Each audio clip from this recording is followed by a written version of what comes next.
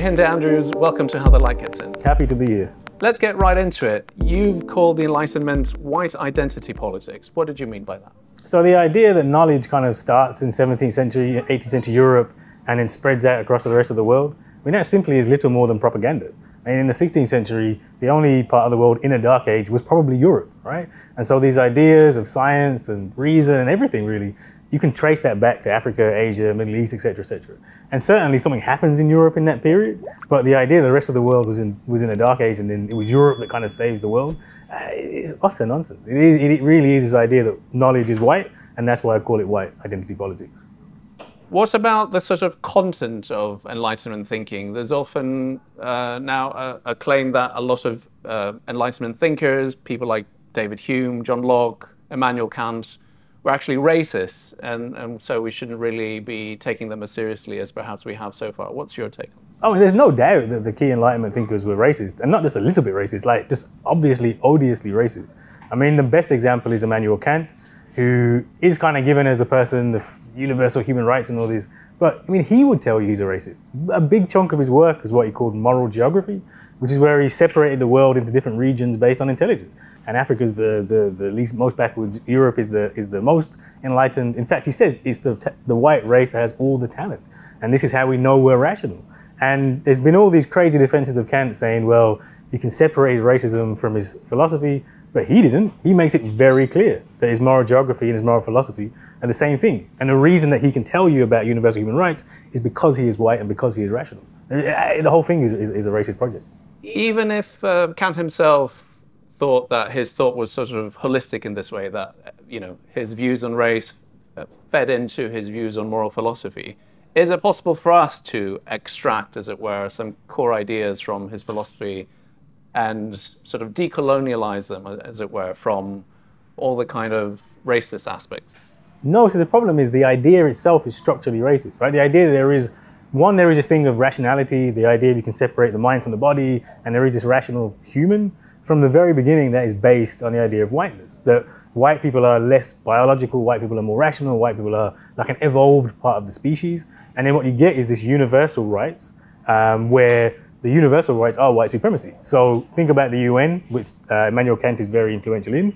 The idea of the right to life is something which is for everybody, but the right to prosperity is not guaranteed. And why is it not guaranteed? It's because the colonial violence which makes Kant possible, that creates this world where white people are at the top and black people at the bottom, and everybody else is in between. That is essentially defended by this framework of human rights, where we just guarantee the right to life, we don't guarantee the right to reparations or the right to prosperity, the right to anything else, and it freezes everybody in their state of nature.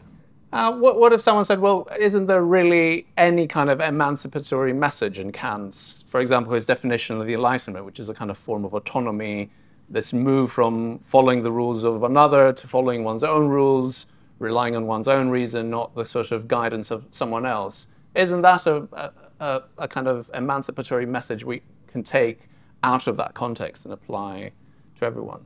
I mean, it sounds nice in theory, right? But actually, let's look at the practice. So what was the promise of the Enlightenment is when you don't have religious authority, or when you don't have, and you have moral authority through science or whatever, through evidence, etc. This is supposed to make things freer, right?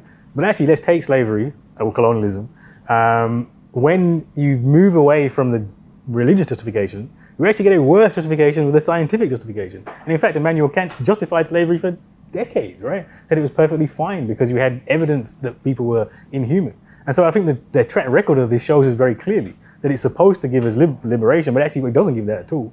And in fact, often makes it worse. And I think today the perfect example is the UN that has these universal human rights. It's the body that's supposed to look after the world, right? But won't talk about racism. Well, if you actually look at the world, the poorest parts of the world are black, the richest parts of the world are white. There is a hierarchy in between. Whiteness is clearly the most important indicator in terms of global life chances. And the UN never talks about it, like never, ever talks about it. Just talks in these kind of vague idea about rights, the right to life, the right to play, all those kind of rights. And that comes from Kant. It's not an accident. That framework justifies the racial exploitation which it is built on. Because you don't get the Enlightenment without the preceding 2-3 centuries of colonial violence. What about ancient Greek philosophy, right? So, it coexisted with slavery. Aristotle also offers a justification for slavery. Should we cancel Aristotle, as it were? You know, are there people who still find sort of fruitful ideas in his work, even though they might see slavery as a kind of unquestionable evil? Are those people misguided? Are they doing something wrong? So, I mean, I think it's not necessarily about cancelling Aristotle or even cancelling Kant. I mean, look, I don't know, read Kant if you want. I don't think it's that useful. I'm not saying don't read it. I'd read it if you want. But it is about saying, well, actually, there are limited utility in these things. And there are limited utility, even in Aristotle. Going back to Aristotle and taking out one piece of it and saying, well, look, let's just use that. It's not really how it works. You have to look at the grander framework. And if you look at something like the Enlightenment, without a doubt, it is only possible because of colonial violence so even the idea that white people are super, so take Kant, and not just Kant, because Hume, Locke, Rousseau, they all agreed that white people were superior. Well, 200 years earlier to that they couldn't even have conceived of that, because white people clearly weren't superior. They were clearly actually relatively backwards, right? When there were more books in one library in Timbuktu than they were in the whole of Europe, right? Nobody would have said, yeah, white is superior. So there's this 200-year period of colonial violence, slavery, slaughter, which is essentially erasing that and creating the framework for the Enlightenment to emerge. You can't separate that from that knowledge program. And unfortunately, that still is the program that we're on. So they still are the key thinkers that embed our world. And so when we think about why global inequality hasn't really changed, it's still kind of the same as it was 200 years ago, it's that intellectual framework is absolutely embedded in it. Thinking about it in a more sort of scholarly way, do you think the only way to understand these old texts is to really fully immerse yourself in the context of the time? Could we not just pick up a book, read it, and make what we make of it? Do we have to kind of interpret it in its holistic context, as it were, to really understand it? Yeah, there is no such thing as abstract. Knowledge doesn't just come abstractly. Knowledge is very much rooted into the politics of the time, what's happening at the time. And so yeah, it's a fantasy to suggest that you could just pick up Kant and read it and go, oh, this is nice, we'll just take the bits we like and leave the bits we don't like. That really isn't how knowledge works, I don't think. How do you understand sort of your relationship to the discipline of philosophy and the history of ideas in general, since a lot of it is sort of caught up in these problematic political contexts of racism, slavery, huge inequality? How do we find any value, as it were, in that tradition, or do we not find any value? Do we have to make our own tradition? It's interesting because I'm an academic, right? So I work at a university, but Black Studies has a completely different historical idea of knowledge. So, for example, Malcolm X is my absolute favorite intellectual, and I would suggest to you, if you want to understand the world, you're far better off listening to Malcolm X speeches than you are reading Immanuel Kant. It's just a better way of understanding the world. And so a lot of my work is to challenge that and actually to say, well, why are we holding these people in esteem? And I would have said, prior to writing The New Age of Empire, I probably would have said, look, it's keep Kant, whatever. But actually, you actually read the detail of it. Kant's not, people like that, the racism isn't incidental. It's actually baked into the ideas. And you're actually much better off not reading Kant. I didn't read Kant properly till I was in my late 30s. I actually think I understand the world better because of that. So I would say let's challenge, let's think about other things. Why do we have to center knowledge through dead white men all the time? Like there's lots of other stuff to read and to engage in, and there's lots of other traditions which we'd be better off if we engage in them. What about thinkers like Martin Luther King, who's more and more kind of thought of as a political philosopher in his own right, and he clearly found some kind of value in some of the kind of Western texts, Hegel, Nietzsche, people like that. Would kind of pushing that aside make certain forms of thought unavailable to us if we just refuse to engage with that canon? Wouldn't we be losing something? Well, I mean, even like, and that's not to say there's nothing good in the Western canon. I mean, Marx has some good ideas. Hegel certainly has some problematic, there's some not bad ideas. There's certainly stuff you can pick. No one's saying you just take all white philosophy and historians and throw them out. Certainly not saying that. What we're saying is, why do we have to center it? Why does it have to be? If you have to go through that, that's the problem. Not that you can't engage. And someone like Malcolm, Malcolm read everything. Malcolm engaged with all these things. And interestingly, the founding documents of the Organization of Afro-American Unity, which Malcolm started as a project for Black radicalism, cites the UN Declaration of Rights, cites the US Constitution, and takes those things and says, actually, the words are quite good, right? But actually, can you make them meet the? If you actually want to live up to the U.S. Constitution, or you want to live up to the UN Declaration of Rights, then you have to look differently, because going through Nietzsche, even Marx, and all that is not going to get you to the kind of liberty that we really want.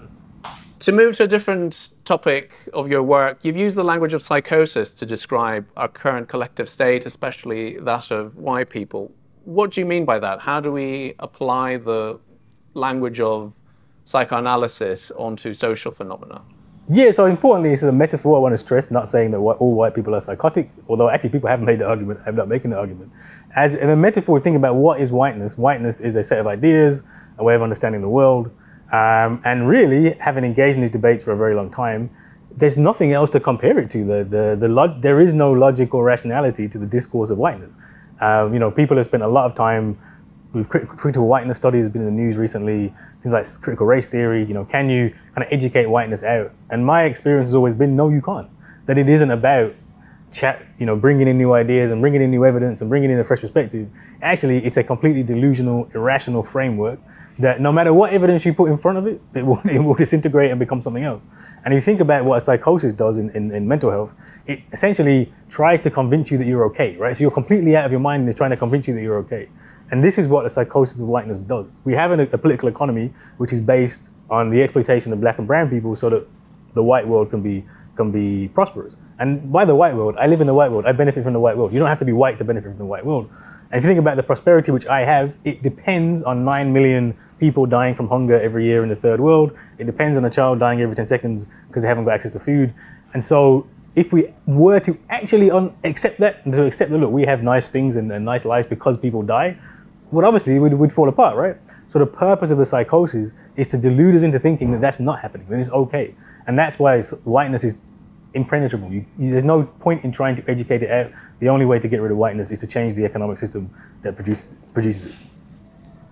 What do you make of the Queen's Jubilee celebrations that are taking place as we speak? Would that be an example of a sort of psychotic event in your view? Or? I mean, what else could there be? The celebrations of the monarchy than psychosis? I mean, come on, they don't have any real purpose or real value.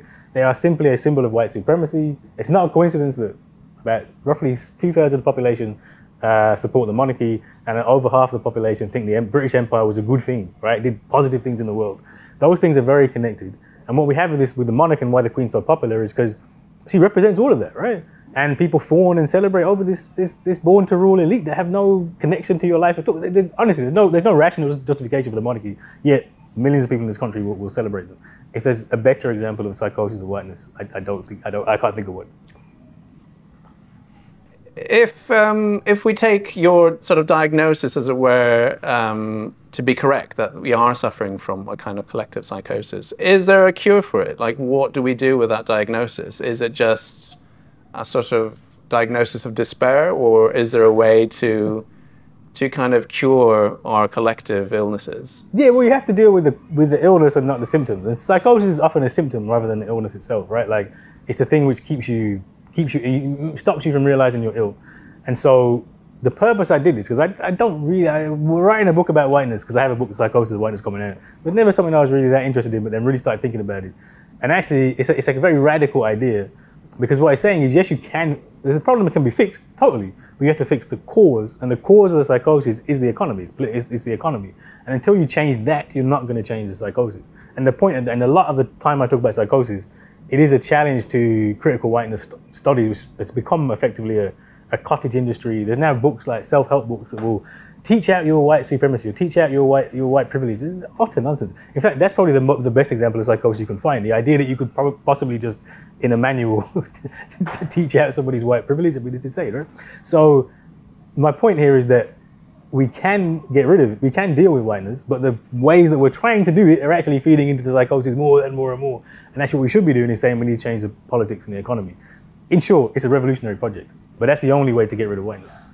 So the problem with the usual approaches to racism that you just pointed out, is it a sort of misdiagnosis of the problem then? It's seeing it as a kind of psychological problem, a kind of problem of an individual, but maybe even at a collective level, but something that can be we can be educated out of by reading books. Yeah. If you think about it, like, a lot of people say, they're saying it's not about individuals, but then the solution is usually education. And if your solution is education, then you are saying it's about individuals. Individuals don't have enough knowledge, they don't have enough foresight. If you can just teach people the right things in schools, then they're going to act differently and that's going to change the world. That's not how it works. And this is, again, going back to someone like the Enlightenment conversation. It's not that Immanuel Kant didn't know stuff. He just knew stuff and didn't care. He just interpreted it in a particular way, right? And that's what happens all the time. So when you put forward the evidence, it's not that things will change, just the conversation changes, right? So the idea you can educate whiteness out is a complete mistake. We should be saying, well, actually, how do we change the economy so that it doesn't benefit white people? So it doesn't. But that's how you get rid of whiteness. You said it's a radical project, and I was wondering, like, if it is a collective action problem. At the moment, the institutions we have for redirecting that are things like liberal democracy, parliamentary democracy. Do you see those institutions are as capable of treating the problem, or do you think we need new institutions? Oh no, 100% no. The institutions, and this is the other part of the argument, is this because the discourse is essentially psychotic, right? The rationality between institutions you can't fix these institutions. Like when people talk about decolonizing university, I never say decolonizing university. The university is what it is. It's not going to change. There are things we can do within the university differently, but ultimately it will take institutions outside of the university or outside of the schools or outside of the government, etc. And if you go back 50 years, you had revolutionary movements, Pan-Africanism, even Marxism has become a dirty word, and I'm not a Marxist really at all. But you had third world movements, and you had said, actually, let's do something differently. Why are we stuck with this, like the British parliamentary system? Just no. Like it was the whole purpose of it, and not just on racial terms, on class terms. I mean, elite, just on the elite level by itself. That's the purpose of the institution. So you have to do this outside. You cannot do it inside. So how do we go about creating, as it were, new institutions that don't suffer from the same original sins as things like parliamentary, well, the British Parliament, as it were? Well, I mean, so my second book. So my book before the New Age of Empire was Back to Black, retelling Black radicalism for the 21st century, and that kind of puts a blueprint, at least for the African diaspora. Says actually, look, one of these things will be the nation state. I mean, the nation state's the idea that there is a British solution to this, or a Jamaican solution, or a Ghanaian solution. I mean, that again is entirely the problem. Like, particularly when you think about a nation like Jamaica, which my family only lived there because of slavery. It can't really solve any of our problems, and the economy is just dire. Why on earth would you contain your politics into Jamaica? That is again a great example of psychosis. It's just going to go around and around and around and around. And so it's been a long history in black organizations saying, actually, no, let's look differently. The nation isn't the nation you live. The nation is the black nation, like Marcus Garvey's Universal Negro Improvement Association.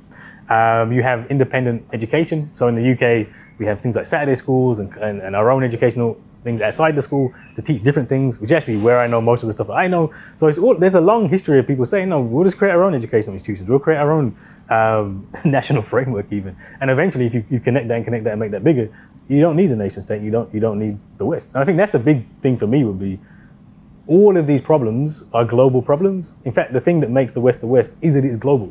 That actually Britain is relatively irrelevant as a nation. It is what Britain does around the world in concert with other people.